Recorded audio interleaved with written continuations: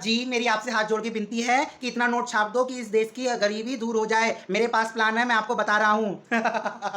इस प्रकार की जो हरकतें थी वो मेरे माइंड में चलती रहती थी जब मैं इतना छोटा था, मतलब 8-10 साल का था, तब मेरे दिमाग में ये चीज़ें चलती थी। लेकिन अब मैं समझ पाया हूँ कि ऐसा क्यों होता है, कि सरकार पैसे डिस्ट्रीब्यूट क्यों नहीं करती है। देखते रहिए पूरा वीडियो ये जानने के लिए।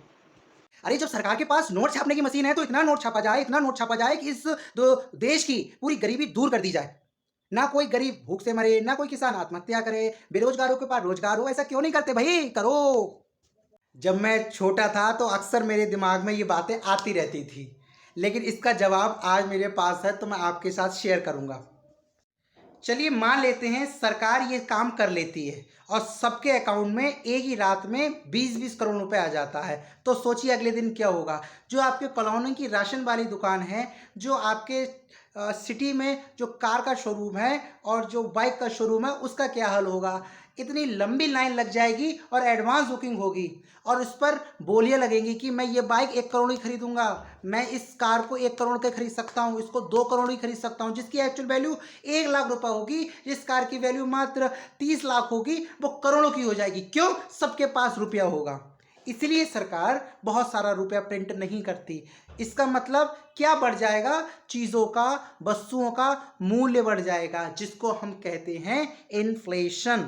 जब बहुत सारा रुपया कुछ चीज़ों पर भागता है तब क्या होता है, एक इन्फ्लेशन सी क्रिएट हो जाती है और ये इकोनॉमी के लिए बहुत ज़्यादा हानिकारक होती है और ध्वस्त कर देती है पूरी अर्थव्यवस्था। जब किसी चीज़ के सामने रुपए की वैल्यू घट जाती है तो इसको ही हम इन्फ्लेशन कहते हैं, यानी महंगाई बढ़ रही है।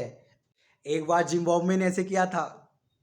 जिम्बाब्वे ने जब अपने देश में संकट आया तो इतना धड़ल्ले से करेंसी प्रिंट की और लोगों के पास रुपया ही रुपया था। एक ब्रेड के पैकेट के लिए लोग थैला भर के जाते थे, तब उन्हें एक ब्रेड का पैकेट नसीब होता था और उसके लिए भी लड़ाइयाँ होने लगी, क्योंकि रुपए छापना किसी भी समस्या का समाधान नहीं होता है। इसलिए बैठी है हमारे देश में RBI, reserve bank of India, that is the central authority of the banking system. और तो और यही हाल हुआ जिम्बाब्वे के साथ साथ वेनेजुएला का, जहां पर मिलियंस के गिनतियों में करेंसी प्रिंट हो गई, लेकिन प्रॉब्लम का सलूशन नहीं निकला। क्योंकि जब आपके पास रिसोर्सेज नहीं है, आपके पास संसाधन नहीं है और आप करेंसी प्रिंट करते हुए चले जाएंगे तो आपकी इकोनॉमी ध्वस्त नहीं होगी, सर्वनाश हो जाएगी। हमारे देश में जो नोट छापा जाता है वो रिजर्व बैंक ऑफ इंडिया के द्वारा छापा जाता है। जैसे कि देवास में तो जो नोट छापा जाता है वो उतना ही छापा जा सकता था जितना हमारे पास गोल्ड था, और ये बात सच है 1956 से पहले की। 1956 के पहले जितना हमारे पास गोल्ड होता था उसके अमाउंट के इक्वली हम करेंसी प्रिंट कर सकते थे। मान लीजिए आज मेरे पास 1 टन सोना है तो 1 टन सोने के बराबर जितनी करेंसी होगी उतनी ही हम उसको डिस्ट्रीब्यूट कर सकते थे। लेकिन आपको पता है आज 23 लाख करोड़ से ज़्यादा की करेंसी सर्कुलेशन में है। इसका मतलब रिजर्व बैंक ऑफ इंडिया के पास 23 लाख करोड़ से ज़्यादा का गोल्ड अवेलेबल है नहीं। तो फिर इन्होंने इतना सारा प्रिंट कैसे कर दिया? क्योंकि 1956 के बाद एक नई पॉलिसी आई थी जिसका नाम था MRS, मिनिमम रिजर्व सिस्टम। अगर आपके पास 200 करोड़ रुपए के एसेट्स हैं और एसेट्स में आपके पास 115 करोड़ का गोल्ड और 85 करोड़ के फॉरेन रिजर्व होने चाहिए। अगर इतना है तो आप जितना चाहें उतना मनी प्रिंट कर सकते हैं, आपको कोई नहीं रोकेगा। लेकिन RBI इतना प्रिंट नहीं करती है, वो सिर्फ उतना ही प्रिंट कर सकती है जितना उसके देश में सर्विसेज और प्रोडक्ट्स की वैल्यू होगी। अगर उससे ज़्यादा वो प्रिंट करने की कोशिश करती है तो इट लीड्स टू इन्फ्लेशन। अरे भाई ये करेंसी आई क्यों? हम बिना करेंसी के क्या जिंदा नहीं रह सकते थे?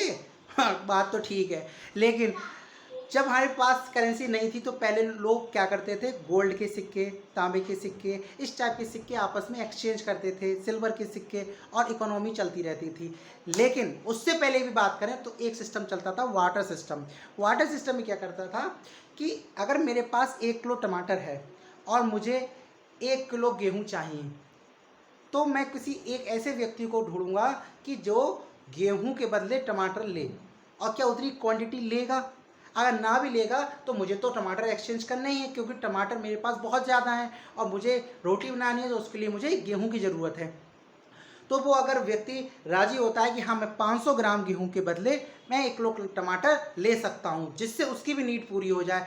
तो इस सिस्टम में सबसे बड़ी दिक्कत ये थी कि मैं वही बाजार में जाऊँ, हाँ भाई मेरे पास 1 किलो टमाटर है, 1 किलो टमाटर हैं, कोई मुझे गेहूँ दे दो, कितना टाइम लगेगा। इस सब को ख़त्म करने के लिए ये करेंसी सिस्टम एग्जिस्टेंस में आया।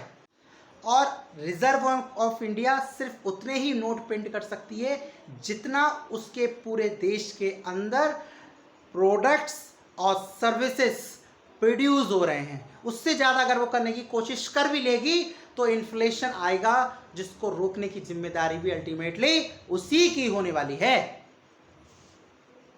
तो भाई रिजर्व बैंक ऑफ इंडिया क्या करेगा, उसकी कोई जिम्मेदारी है कि नहीं? हाँ बिल्कुल है। और उसकी जिम्मेदारी ये है, उसके पास कुछ इंस्ट्रूमेंट्स हैं, कुछ टूल्स हैं जिसकी हेल्प से वो इस महंगाई को लड़ने के लिए आगे बढ़ता है। और वो क्या है? उसके पास एक सबसे बड़ा हथियार है रेपो रेट। रेपो रेट क्या होता है? रेपो रेट वो रेट होता है जिस रेट पर ये रिजर्व बैंक ऑफ इंडिया ऋण देती है, लोन देती है। किसको? बैंक्स को। कुछ टाइम के लिए, शॉर्ट पीरियड के लिए, मिनिमम 2 और मैक्सिमम 15 डेज के बीच में अगर किसी बैंक को लोन की जरूरत है। क्यों? क्योंकि बैंक का जो मेन सोर्स ऑफ इनकम होता है वो होता है इंटरेस्ट, ब्याज। और जब वो ब्याज पे लोगों को पैसा उठाती है तो अगर उसके पास कभी कमी होती है तो वो बैंक से उधार ले सकता है। अगर रेपो रेट उसने बढ़ा दिया, किसने? रिजर्व बैंक ऑफ इंडिया ने, तो जाहिर सी बात है जो बैंक होगा जिसको लैंड किया गया है मनी, वो अपने कस्टमर्स को भी ऑब्वियस सी बात है कि जो वो रुपया है वो ज़्यादा रेट ऑफ इंटरेस्ट पर देगी, ज़्यादा जो उसकी ब्याज दरें बहुत ज़्यादा होंगी। इसका मतलब क्या है? जो कस्टमर्स होंगे उनको डिस्करेजमेंट मिलेगा, वो डिस्करेज हो जाएंगे इस चीज़ से कि अब जब तक जो लोन की जो रेट ऑफ इंटरेस्ट है वो कम नहीं हो जाते तब तक हम वेट करेंगे। इससे क्या होगा? लोगों की जो परचेजिंग पावर है, जो जेब में रुपया लेके बैठे हुए हैं, लिक्विडिटी जो मार्केट में बहुत ज़्यादा हो गई है वो रिड्यूस हो जाती है और इससे परचेसिंग पावर कम हो जाती है और बैलेंस हो जाता है। जो इन्फ्लेशन एक तरफा बढ़ रही थी वो कंट्रोल हो जाती है। लेकिन ज़्यादा रेपो रेट बढ़ाने से अगर कस्टमर की परचेसिंग पावर गिर जाएगी तो देश का डेवलपमेंट भी रुक जाएगा। क्यों?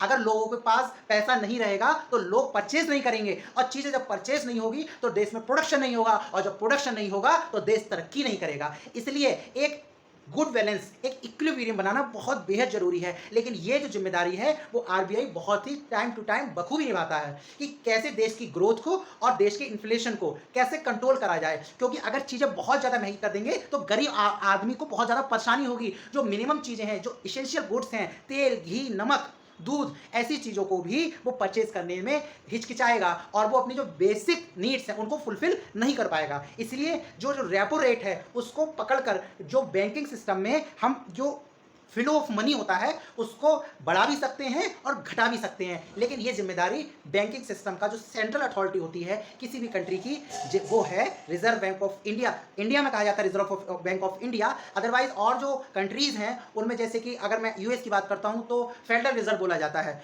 तो ऐसे ही अलग अलग डिफरेंट टाइप्स की ये सेंट्रल बैंक होती हैं जो रेगुलेट करती हैं बैंकिंग सिस्टम को और देश की दिशा और दशा को।